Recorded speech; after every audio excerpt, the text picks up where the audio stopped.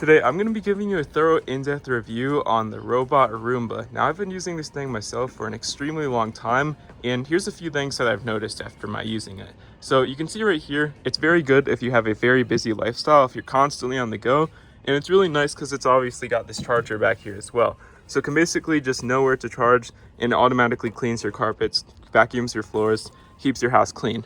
And you can see right here, it actually avoids object as a special detection feature with a bunch of coding in it. And it works a lot better on like these hardwood floors, but it can also work on up to 10mm carpets, you can see right here. So if you have a super thick, fluffy carpet, then it probably will not work on that. It's not very effective at least. So best thing you can do is you can get one of these if you have a super busy lifestyle, but there are a lot cheaper options. You can see it's a little bit pricey, but they often have sales. But that's pretty much all you need to know about this thing. Is if you're super busy, you should get one, and it basically just runs itself. Once you set up, you're simply good to go. And yeah, if you found this helpful, consider leaving a like down below and subscribing to the channel if you're new.